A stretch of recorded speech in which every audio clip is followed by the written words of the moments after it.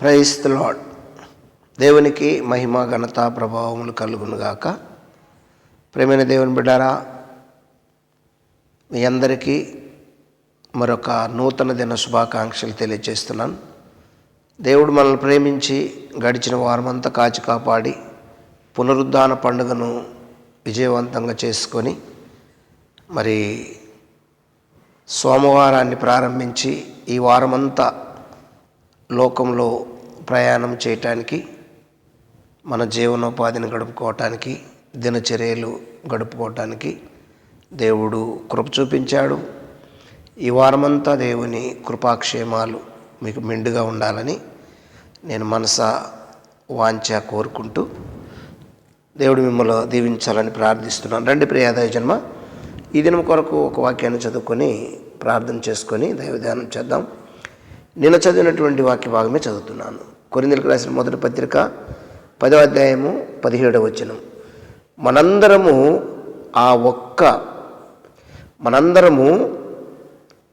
ఆ ఒక్కటే రొట్టెలో పాలు పంచుకొనుచున్నాము.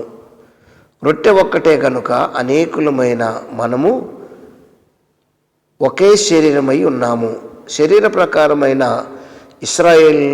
ఇశ్రాయేలును చూడుడి. బలి అర్పించిన వాటిను తినువారు బలిపీఠముతో పాలివారు కారా. ప్రార్థన. పరిశుద్ధుడు, ప్రేమ కలిగిన తండ్రి, స్తోత్రాలు. చదవబడిన వాక్యం విరిచి మాకు వడ్డించి నిన్నటి దినాన కొన్ని విషయాలు మాట్లాడారు. ఈరోజు కూడా కొన్ని విషయాలు మాతో మాట్లాడి మహిమ పొందమని నీ స్వరం వినిపించండి. నీ దాసుని స్వరం బోరగా తీసుకొని, అయా ప్రభా, నాకు వినేవారందరికీ అయ్యా నీ స్వరం వినిపించమని ప్రార్థిస్తూ మహిమ పొందమని యేసునామములో స్తుతించి ప్రార్థిస్తున్నాను తండ్రి, ఆమేన్. హల్లెలూయా. దేవునికి స్తోత్రం.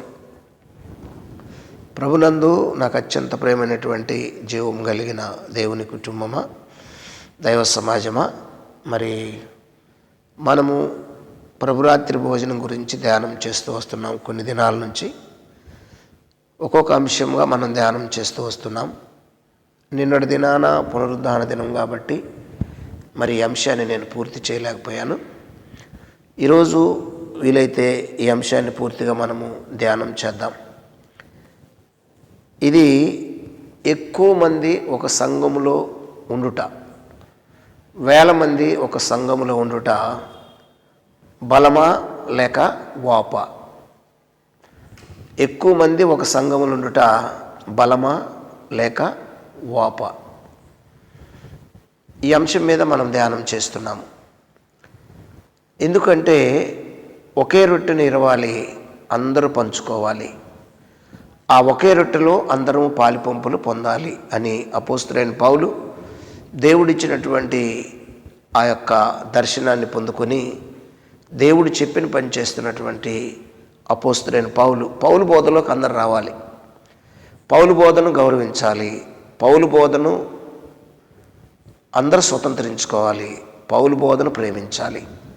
ఎందుకంటే యేసు ప్రభు వారు ఆ సాధనాన్ని ఎన్నుకున్నాడు, పౌలు అనే వ్యక్తిని. కాబట్టి ఆ పౌలు చెబుతున్న మాట మనం చదువుకున్నాము. మనందరము ఆ ఒక్కటే రొట్టెలో పాలు పంపులు పంచుకొనుచున్నాము. రొట్టె ఒక్కటే కనుక అనేకులమైన మనము ఒక్క శరీరమై ఉన్నాము అని పౌలు భక్తుడు బోధిస్తున్నాడు. ఒక రొట్టె ఇవ్వాలి, ఒక రొట్టెలో పాలు పంపులు పొందాలి. అయితే ఇక్కడ వచ్చిన సమస్య ఏంటంటే, మరి ఒక స్థానిక సంఘంలో చిన్నదైతే ఒక రొట్టె ఇరవచ్చు, ఒక స్థానిక సంఘంలో చిన్న సంఘం అయితే ఒక రొట్టె ఇరవచ్చు. మరి ఒక్కొక్క సంఘంలో చెబుతున్నారు పెద్ద పెద్ద సేవకులు, మా సంఘంలో ఇంత స్ట్రెంత్ అంటున్నారు. ఎంత స్ట్రెంత్ అంటే, ఒక సంఘంలో ఏమో 3000 మంది, ఒక సంఘంలో ఏమో 5000 మంది, ఒక సంఘంలో ఏమో 10,000 మంది, ఒక సంఘంలో ఏమో, ఇక చెప్పుకుంటూ పోతే ఎక్కువ సంఘాల్లో ఈ సంఖ్యలు చెబుతూ వస్తున్నారు. అయితే 5,000 మందికి ఉదాహరణకు రొట్టె చేయాలంటే ఎంత పెద్దది చేయాలి? రొట్టె చేయాలంటే ఎంత పెద్ద రొట్టె చేయాలి? ఎంత పిండి పిసకాలి? దాన్ని ఎలా తయారు చేయాలి, ఆ తయారు చేసినటువంటి రొట్టెను మందిరంలోకి ఎలా మోసుకొని రావాలి, అసలు అది ఎవరు చేయాలి అని మనం ఆలోచిస్తే మరి అంత పెద్ద రొట్టె తయారు చేయటం చాలా కష్టమైపోతుంది. మరి ఎలాగ తయారు చేస్తారు ఇంతమంది ఉన్న సంఘంలో అంటే, ఆనాడు అపోస్తులు చేసిన బోధలోకి మనం రావాలి, అపోస్తులు చేసిన పద్ధతిలోనికి రావాలి. ఆ పద్ధతిలోకి వచ్చినప్పుడు ఇది సాధ్యపడుతుంది. కానీ ఆ పద్ధతిలోకి రాకుండా పాల్ యాంగ్చో దైవజనులు మరి గొప్ప సంఘాన్ని కట్టారు. వారి సంఘంలో అయితే లక్షల మంది ఉన్నారు, లక్షల మంది. ఈ లక్షల మందికి అసలు రొట్టె తయారు చేయటము, ఏమండి ప్రభు రక్తము తయారు చేయటము, ఇది ఎంత కష్టమైందో ఒకసారి చూడండి. కనుక మనము పాల్ యాంగ్చో గారి యొక్క ఆ మందిరాన్ని కానీ ఆ స్ట్రెంత్ను కానీ ఇప్పుడు మనం ఫాలో అవ్వకూడదు.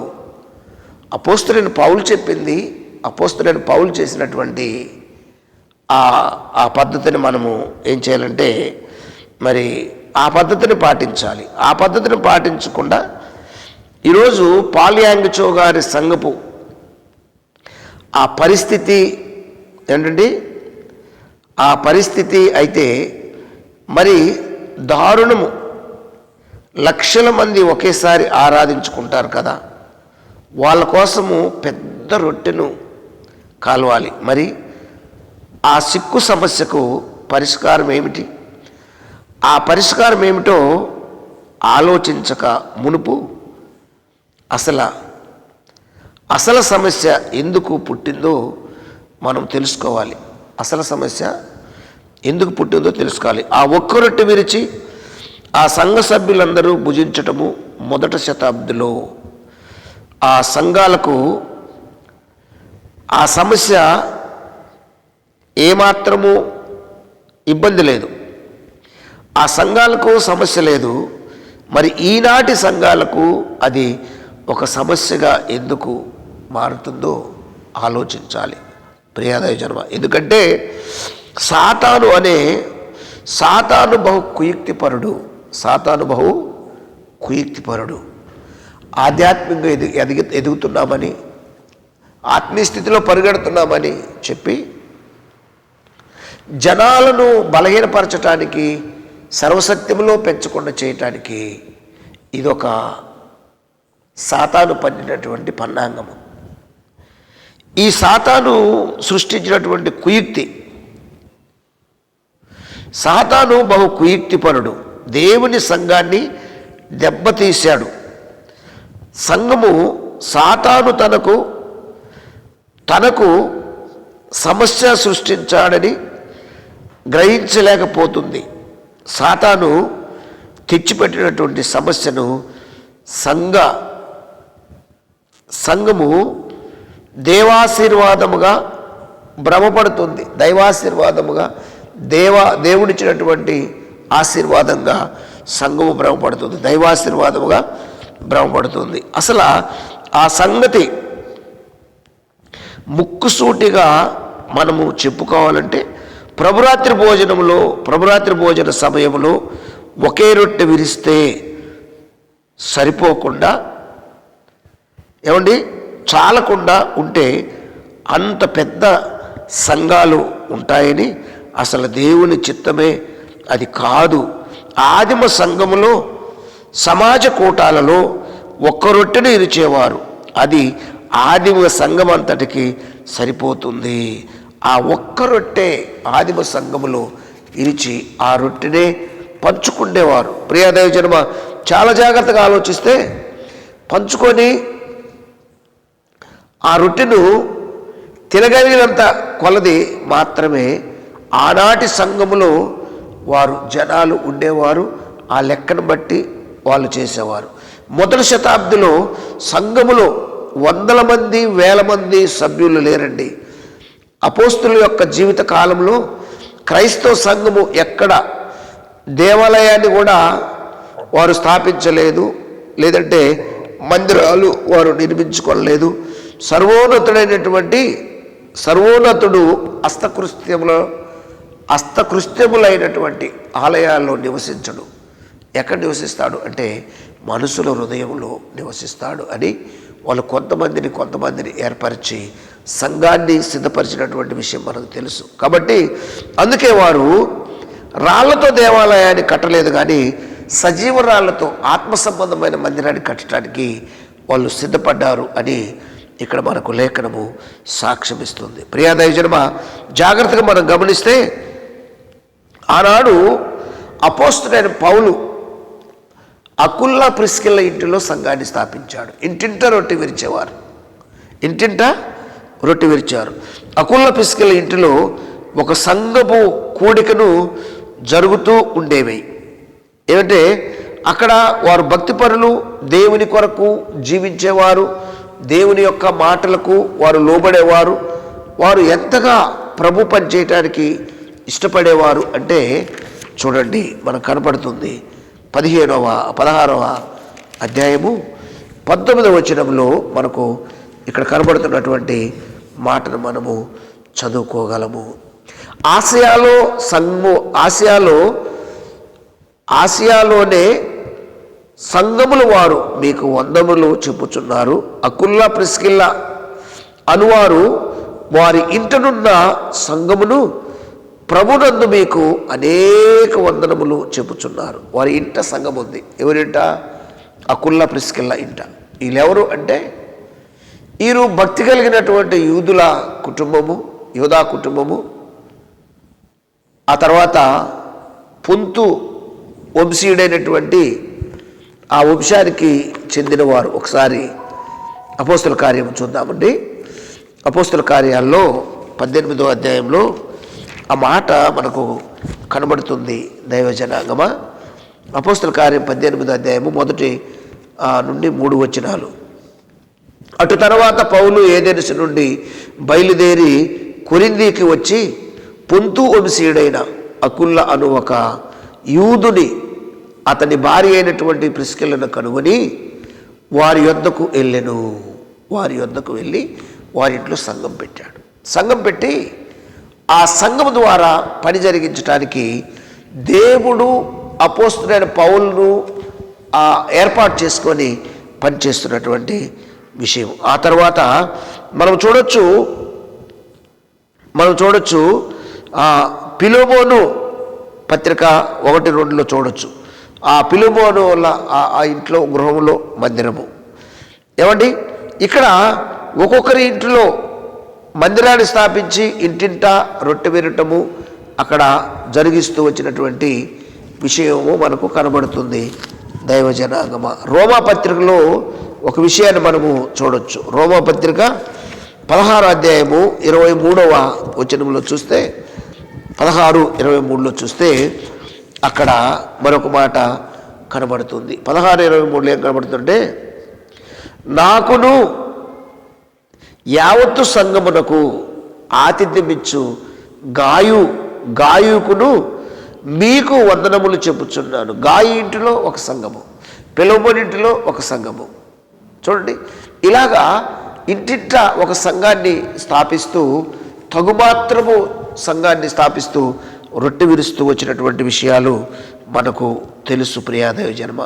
మరి ఈరోజు మాకు ఇంతమంది ఉన్నారండి, అంతమంది ఉన్నారండి, మాకు చాలామంది ఉన్నారండి, దేవుడు నడిపిస్తున్నారండి అనే వారు ఎలాగా రొట్టె విరచాలి, ఎలాగా రొట్టె విరిచి పంచాలి అంటే ఒక దైవభక్తులు ఇలా చెబుతున్నారు. ఏం చెబుతున్నారంటే, ఒక్క సంఘంలో 200 మంది 300 మంది ఉంటే చక్కగా పెంచవచ్చు. ఇంకా కాస్త వాళ్ళు